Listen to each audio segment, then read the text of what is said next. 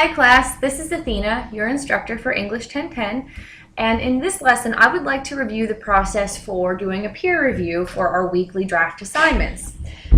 What I'd like to do is start by taking a look at our week 1 assignment 3 process draft essay and going over what was required for this essay in order for you to receive the maximum number of points. If you read through the instructions for this assignment, it will detail for you what goes into the process essay, but it also explains that you are responsible each week to complete a peer critique. What is a peer critique? This is something that you do in order to review and reflect upon the drafts that your peers are writing. You do this not only to help them, but you also do this to begin to break down and look at writing from a more critical perspective in order to improve your own writing styles. So, each week, you're responsible to complete 2 of these peer critiques for 2 separate students and submit them to this discussion area. The peer critiques must include the process evaluation criteria.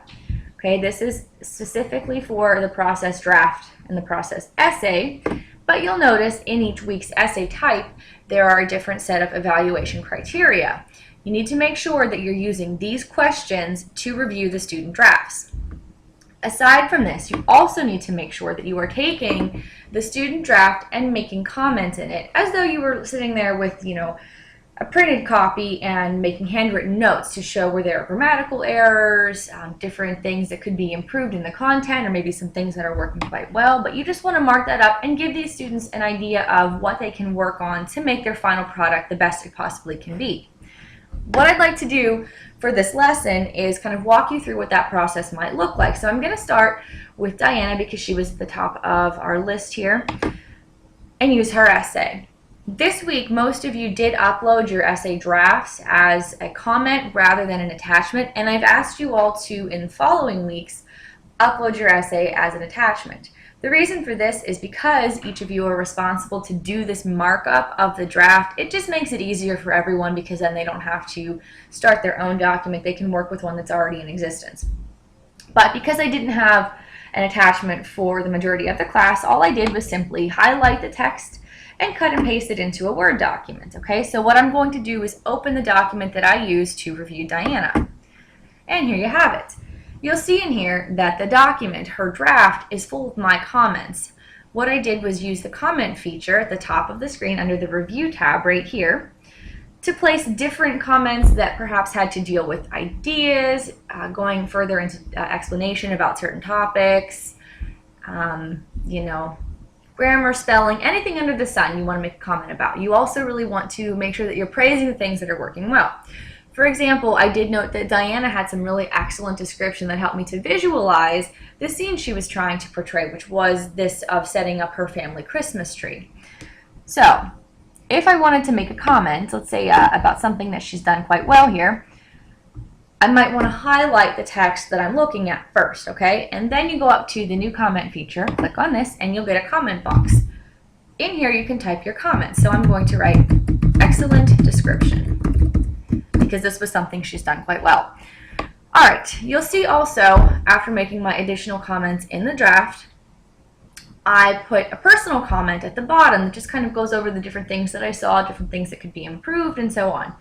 You may or may not do that if you wish, it's up to you, but what you might also want to do in the same body of this document is cut and paste the process evaluation criteria. This makes it easy because then you know that all of your work is together in one document and I will be able to see everything that you've completed. So if we go back to our course shell here and take a look at that assignment again, I'm going to just simply cut and paste those questions into my document.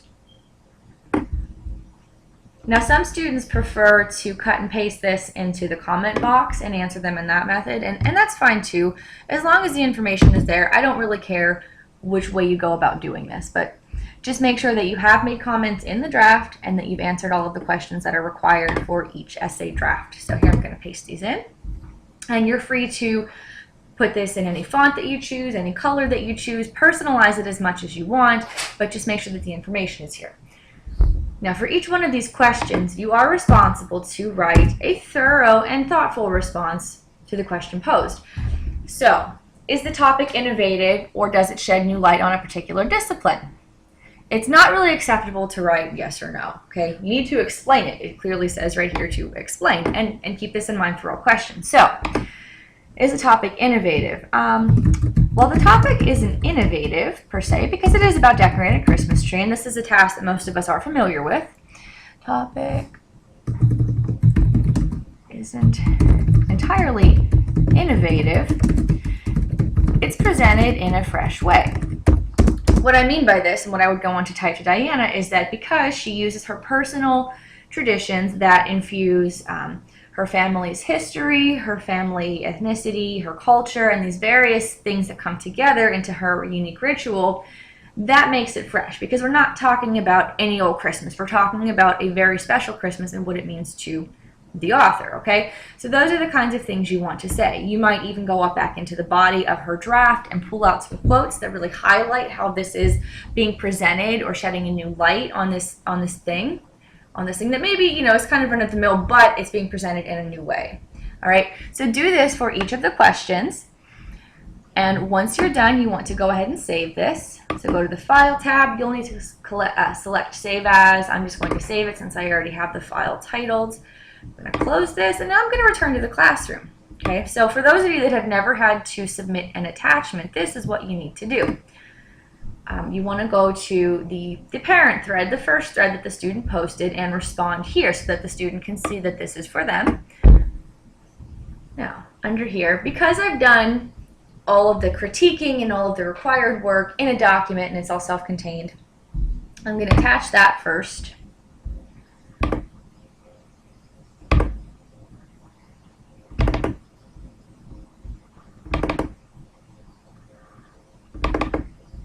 Okay, and now that that's attached, I'm just going to write a brief comment. If you would like to add something additional that you would like the student to be aware of, feel free to do that here. But because most of the work has been done in that Word document, I might say something like, I hope this helps. Please let me know if you have any questions. Okay, and then I'm going to submit this. Okay, so now, when it comes time for grading, I can see that you have made thoughtful comments and corrections and suggestions and given praise to this student. And this student can take the critique that you've given her and apply that to her final draft so that she has some ideas to put into that before she submits her final. The goal here is that we all want to kind of work collaboratively to make our final work the best it possibly can be. One last thing I'd like to point out is that when you do receive feedback from another student for your essay drafts, it is helpful and very considerate if you could respond to what the student has said. Sometimes a student might ask you a question. They might ask you why you selected a certain topic. They might ask you if you could explain a particular piece of it. So you do want to make sure that throughout the week you're checking back to see if you've gotten any other posts to your initial thread so that you can be sure to respond to those. I do look for those things when I'm grading, not only in the rough draft section, but in all different types of assignments. So make sure that you check back from time to time, engage in the dialogue that we have as a collective class, and just continue to make comments. If you guys have any questions, feel free to give me a call or shoot me an email. My email address is akpangikas-miller@aii.edu. Thank you.